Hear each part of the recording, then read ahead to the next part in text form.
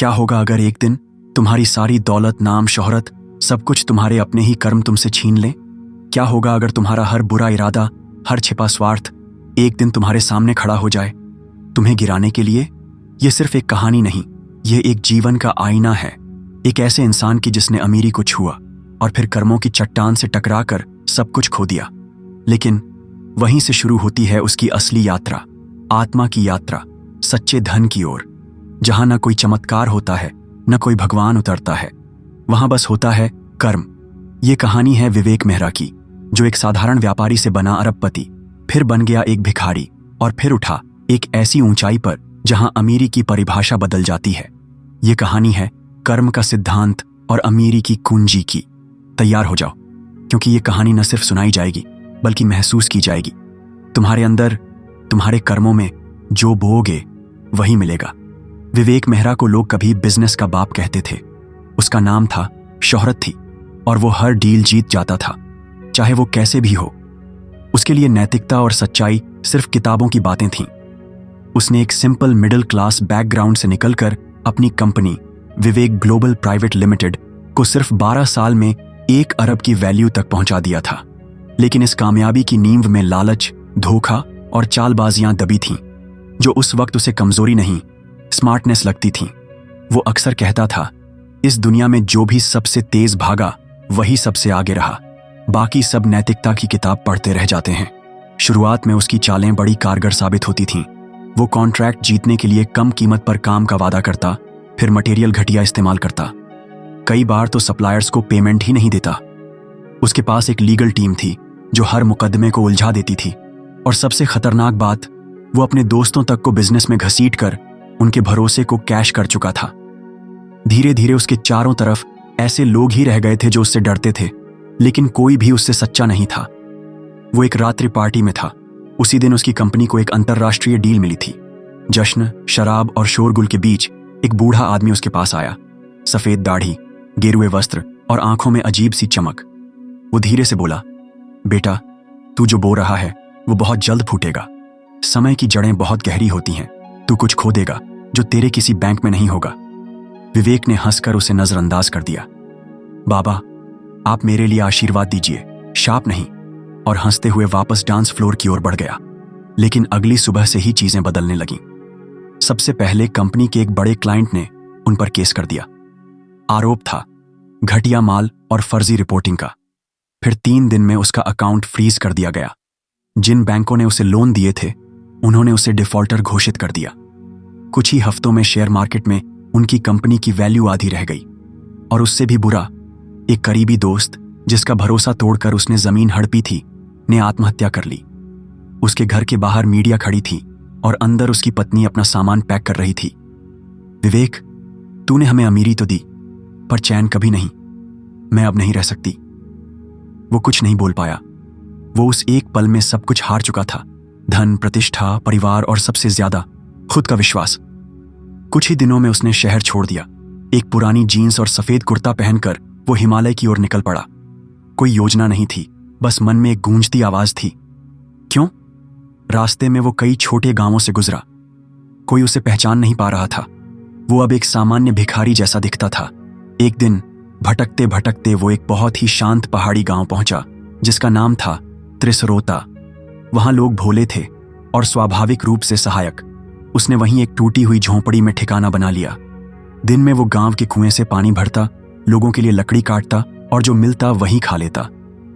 वहीं एक शाम को जब सूरज डूब रहा था और चारों तरफ नीली चुप्पी छा गई थी, एक परिचित सी आकृति उसके पास आई। वही बाबा जो पहले पार्टी में मिला था। इस बार उसके हाथ में एक पुरानी सी लाठी थी और एक छोटी सी माटी की माला। बाबा बोले, अब तू सुनने लायक हो गया है। विवेक चुप रहा, आंखों में आंसू थे। बाबा ने पास आकर कहा, तूने जीवन को सिर्फ एक तरफा देखा, लाभ की तरफ। पर जीवन 2 पार्टों वाला चक्र है, कर्म और फल। जो बीज तूने बोया उसका फल तूने पाया। अब यदि तू अमरता की खोज में है तो कर्म बदल। विवेक ने पहली बार अपनी अहंकारी आवाज को दबाकर पूछा, क्या मैं अब भी कुछ ठीक कर सकता हूं? बाबा मुस्कुराए। हर बीज का अंकुरण मिट्टी की गुणवत्ता पर नहीं, पानी और धूप पर निर्भर करता है। अगर तू प्रकाश को स्वीकारे तो अंधकार तुझसे दूर हो जाएगा। इसके बाद बाबा ने अपनी माला विवेक को दी और कहा, हर सुबह ओम के साथ इस माला को जपो, फिर गांव वालों की सेवा कर। तू अपनी कंपनी का सीईओ था, अब सेवा का सीईओ बन। तेरा पुनर्जन्म यहीं से शुरू होगा। अगली सुबह पहली बार उसने ब्रह्म मुहूर्त देखा। पहाड़ों पर हल्की धुंध थी, हवा में ठंडक थी, लगभग 2 डिग्री सेल्सियस, लेकिन दिल में एक गर्माहट थी जो कभी अनुभव नहीं हुई थी। उसने झोंपड़ी से बाहर आकर पहला काम किया, गांव की एक वृद्धा के लिए खाना बनाया, फिर बच्चों को लकड़ी इकट्ठा करने में मदद की। धीरे धीरे उसका दिल हल्का होने लगा, जैसे किसी ने जीवन का बोझ उसके कंधों से उठा लिया हो। रात को उसने पहली बार नींद में मुस्कुराहट महसूस की, और उसी रात उसने एक स्वप्न देखा। एक खेत है जहां वो खुद बीज बो रहा है, लेकिन ये बीज सुनहरे हैं, और एक आवाज आती है, जो बोगे वही मिलेगा, लेकिन पहले ये जान लो क्या बो रहे हो।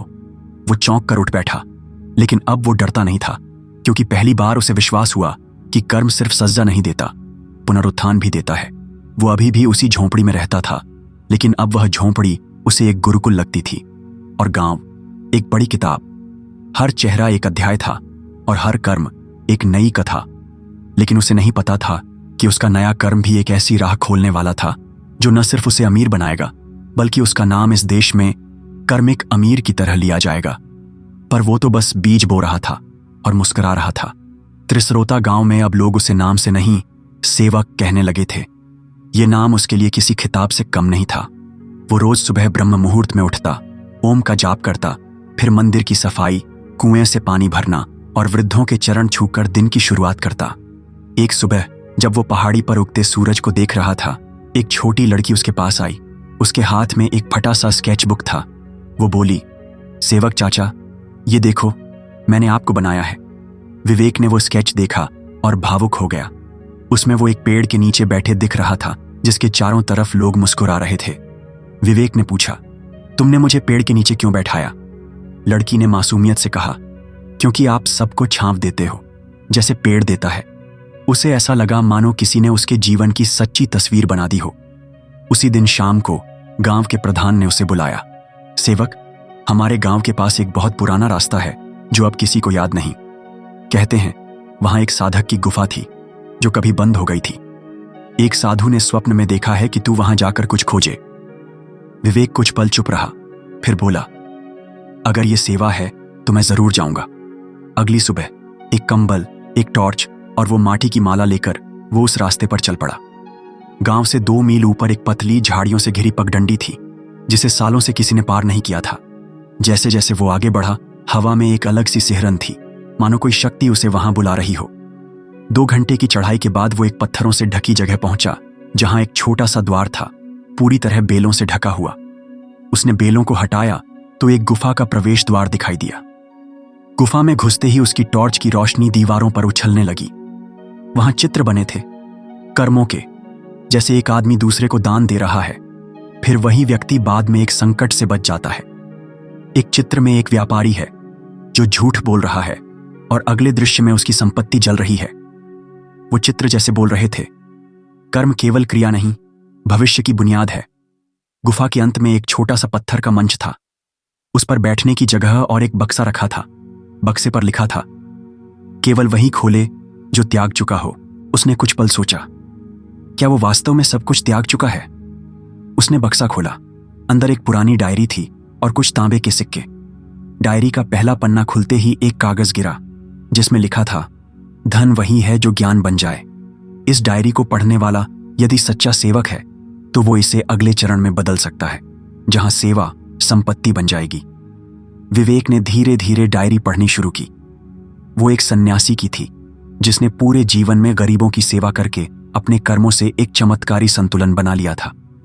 उसने लिखा था कि जीवन में सबसे बड़ी संपत्ति वो होती है जो दूसरों के लिए उपयोगी हो। पर सबसे चौंकाने वाली बात डायरी के आखिरी पृष्ठ पर लिखी थी, त्रिस्रोता की निचली घाटी में एक पुराना कुआं है, जिसके नीचे मेरी छिपाई संपत्ति है, पर वो सिर्फ उसे मिलेगी जो बिना लालच के सेवा करेगा, और उसकी कुंजी है ध्यान, त्याग और सत्य। विवेक कुछ देर वहां बैठा रहा। उसे नहीं लगा कि उसके हाथ कोई खजाना लग गया है, बल्कि ऐसा लगा कि किसी ने उसे कर्म का दरवाजा दिखा दिया है, जहां से अमीरी बाहर नहीं, भीतर से निकलती है। वो गुफा से बाहर आया और बिना कुछ लिए लौट आया। गांव में सब उसकी राह देख रहे थे। उसने प्रधान को सब कुछ बताया। प्रधान बोले, तो क्या तू वहां जाएगा जहां वो संपत्ति है? विवेक ने जवाब दिया, नहीं, अभी नहीं। जब मैं उसे पाने लायक हो जाऊंगा तब जाऊंगा। उसके इस उत्तर से पूरे गांव में एक चर्चा शुरू हो गई। लोग अब उसके कर्मों को ध्यान से देखने लगे। हर कोई सोचने लगा कि क्या सच में सेवा इतनी शक्ति रखती है। अब वो गांव में सिर्फ काम नहीं करता था, वो लोगों को कर्म और फल का भी अर्थ समझाता। धीरे धीरे उसकी बातें लिखी जाने लगीं और एक लेखक ने उसकी जीवन यात्रा को ब्लॉग में डालना शुरू कर दिया। कुछ ही महीनों में वो ब्लॉग वायरल हो गया, सेवक की कथा नाम से। शहरों में लोग कहने लगे, ये वही विवेक मेहरा है। पर अब वो विवेक नहीं था, वो सेवक था। एक ऐसा व्यक्ति जो अपने कर्मों से अमीर बन रहा था, आत्मा से। एक दिन शहर से एक व्यक्ति आया। वो एक बड़े कॉरपोरेट ग्रुप का मालिक था। उसने कहा, सेवक जी, हमें आपकी जरूरत है। हमारे एथिक्स डिपार्टमेंट में कोई सच्चा मार्गदर्शक नहीं, क्या आप जुड़ेंगे? विवेक ने मुस्कुराकर कहा, मैं जुड़ूंगा, लेकिन एक शर्त पर। वहां कोई सीईओ नहीं होगा, सब सेवक होंगे। और यह कहकर उसने गांव के बच्चों को शिक्षा देने की योजना बनाई। शहर के कॉरपोरेट ने उसकी संस्था को समर्थन दिया और वो संस्था बन गई, कर्मपथ। पर वो कुआं जिसकी बात उस डायरी में थी अभी भी बंद था, क्योंकि विवेक जानता था उसकी चाबी बाहर नहीं, उसके कर्मों में है। और वो हर दिन उसे गढ़ रहा था। कर्मपथ संस्था अब किसी एक गांव की नहीं रही थी, यह एक विचार बन चुकी थी, एक आंदोलन जो पूरे राज्य में फैल रहा था। अखबारों में सुर्खियां बन रही थीं, सेवक से संत तक, विवेक मेहरा की सच्ची कहानी। लेकिन इस शोहरत का बोझ विवेक ने कभी अपने ऊपर नहीं चढ़ने दिया। वह अब भी हर सुबह ओम का जाप करता, मिट्टी में बैठकर बच्चों को पढ़ाता और जरूरतमंदों के लिए अपने हाथों से खाना बनाता। उसका कहना था, जब तक मिट्टी न लगे हाथों में, कर्म अधूरा है। एक दिन दिल्ली से एक सरकारी अधिकारी आया। वो बोला, हम आपकी संस्था को नेशनल रूरल रिफॉर्म मॉडल बनाना चाहते हैं, आपको एक बड़ी जिम्मेदारी दी जाएगी। विवेक कुछ पल शांत रहा, फिर बोला, जिम्मेदारी कोई पद से नहीं, नीयत से तय होती है। मैं तैयार हूं, लेकिन मेरी कुछ शर्तें होंगी। कोई भ्रष्टाचार, कोई दिखावा, और हर कार्यकर्ता को सेवक का दर्जा मिलेगा।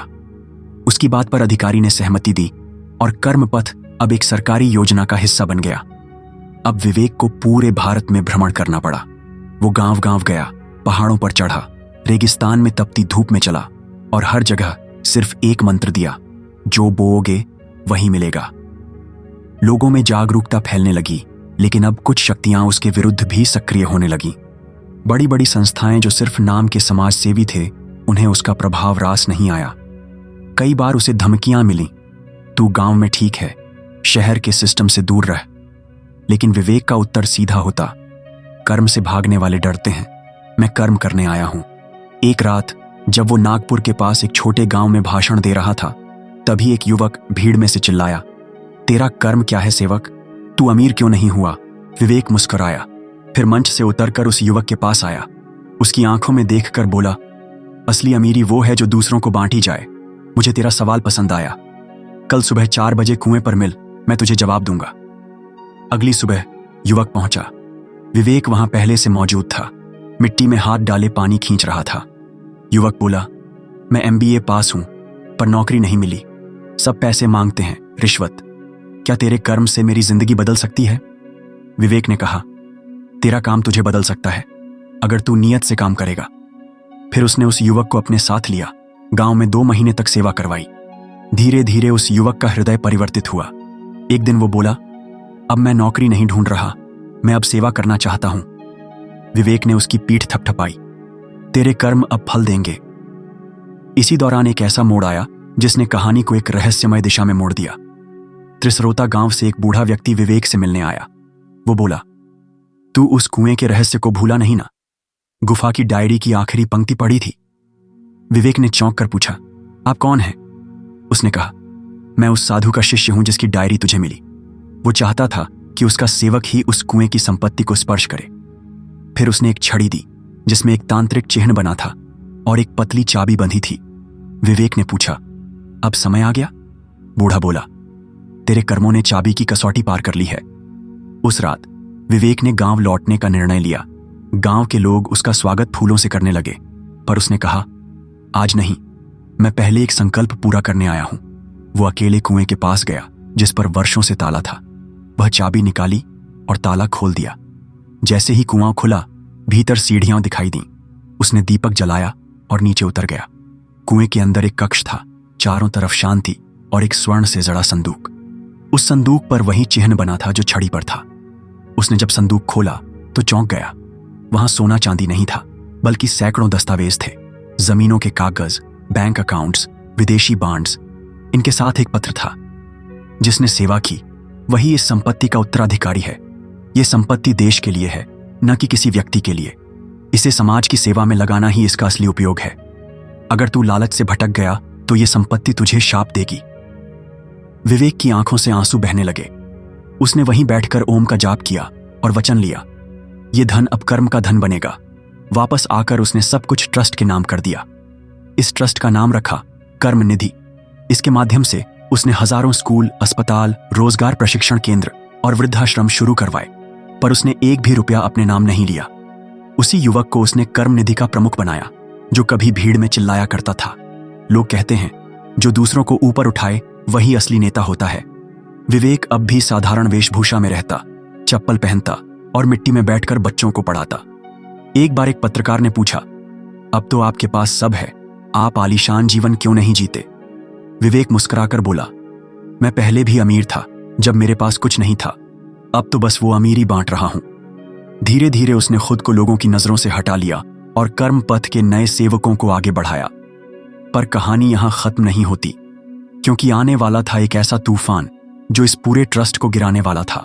और विवेक को फिर से अपने कर्मों के बल पर एक ऐसी परीक्षा से गुजरना था जहां उसे अपना सबसे बड़ा त्याग करना पड़ता। जैसे ही कर्म निधि पूरे भारत में एक आदर्श बनकर उभरी, वैसे ही कुछ शक्तियां जो वर्षों से समाज को छलने की आदी थीं, बेचैन हो उठीं। सरकारी अनुदानों पर जीने वाले दिखावटी संस्थान, उन लोगों से जो सिर्फ रिपोर्ट बनाकर करोड़ों की योजनाएं निगल जाते थे, अब विवेक मेहरा के ट्रस्ट को लेकर षड्यंत्र रचने लगे। दिल्ली के एक बड़े अधिकारी ने एक रात एक गुप्त बैठक बुलाई। उसमें 5 उद्योगपति, 2 मंत्री और 3 मीडिया मालिक बैठे थे। विवेक, अब देश की सोच बदल रहा है, इससे हमें घाटा हो रहा है, एक मंत्री बोला। उसकी ईमानदारी लोगों को हमारे खिलाफ कर रही है, उसे या तो झुकाना होगा या मिटाना होगा, एक उद्योगपति बोला। उसके ट्रस्ट की जांच बिठाई जाए, कोई पुरानी जमीन, कोई दस्तावेज, कुछ तो होगा जिसे उलझाकर उसे कानून में फंसाया जा सके, एक पत्रकार बोला। और वहीं से शुरू हुआ एक ऐसा षड्यंत्र जो विवेक की जिंदगी का सबसे बड़ा इम्तिहान बनने वाला था। 3 दिन बाद कर्म निधि ट्रस्ट पर छापेमारी हुई। 1 दर्जन अधिकारियों ने ट्रस्ट का हर रजिस्टर, हर कंप्यूटर, हर चेकबुक खंगाल डाली। गांव में अफवाह फैलने लगी। क्या विवेक ने भी गड़बड़ की? विवेक बस शांत खड़ा रहा। उसने अधिकारियों को स्वयं ट्रस्ट की चाबियां सौंपी और कहा, कर्म का सत्य ही मेरा रक्षक है। टीवी पर ब्रेकिंग न्यूज चलने लगी। क्या सेवक भी बन गया व्यापारी? गांव में 2 गुट बन गए।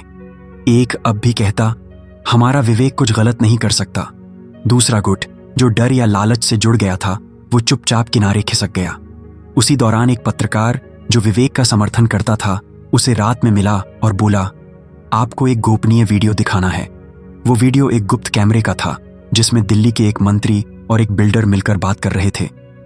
अगर विवेक ट्रस्ट को हमें सौंप दे तो हम अगले चुनाव में उसका इस्तेमाल कर सकते हैं, नहीं तो सीबीआई और ईडी का खेल हमारे पास है। विवेक उस वीडियो को देखकर भी मुस्कुराया और बोला, इसका उपयोग मैं नहीं करूंगा, मैं न्याय मांगूंगा, बदला नहीं। पर नियति को कुछ और मंजूर था। एक दिन अचानक एक खबर आई, कर्म निधि के फाउंडेशन के दस्तावेजों में कुछ साइन नकली पाए गए हैं। विवेक को गिरफ्तार कर लिया गया। पूरा देश चौंक गया। जिस व्यक्ति ने 1 रुपया अपने लिए नहीं रखा, वो जेल चला गया। ट्रस्ट के कार्यकर्ता रोने लगे। गांव के लोग सड़कों पर आ गए। स्कूल बंद हो गए।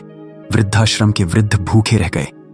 विवेक को एक तन्हा जेल में रखा गया। पहली रात जब वो अकेले लेटा तो एक अजीब सी शांति उसके भीतर थी।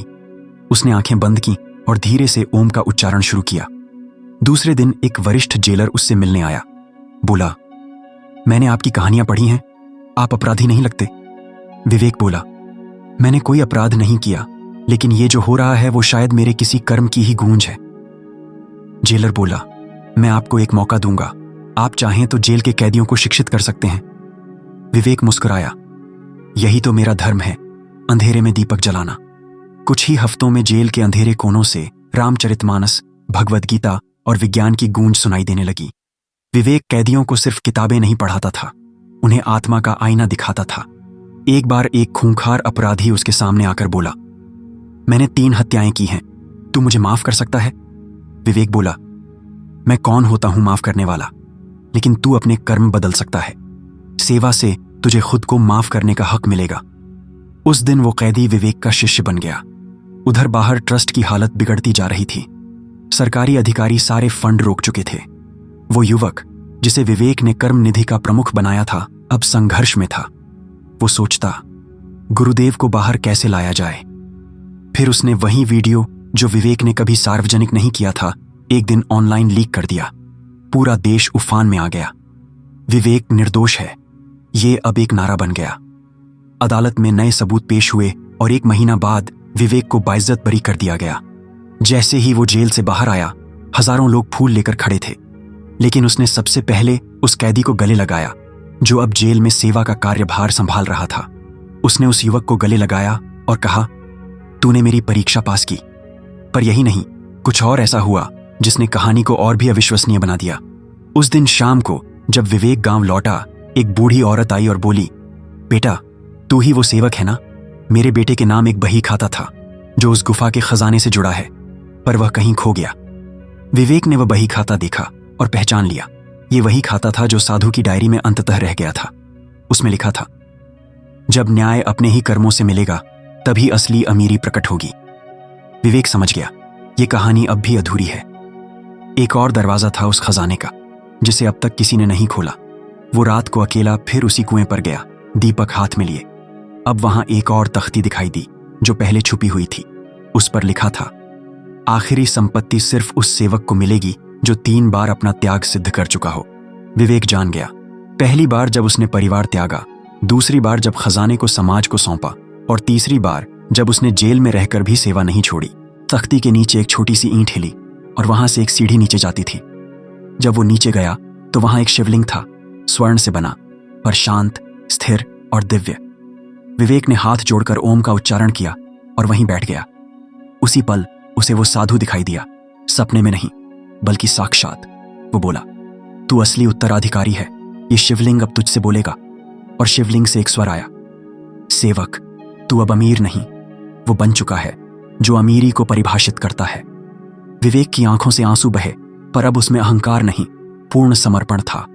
उसने वो शिवलिंग ट्रस्ट के केंद्र में स्थापित करवाया और उसका नाम रखा कर्मेश्वर।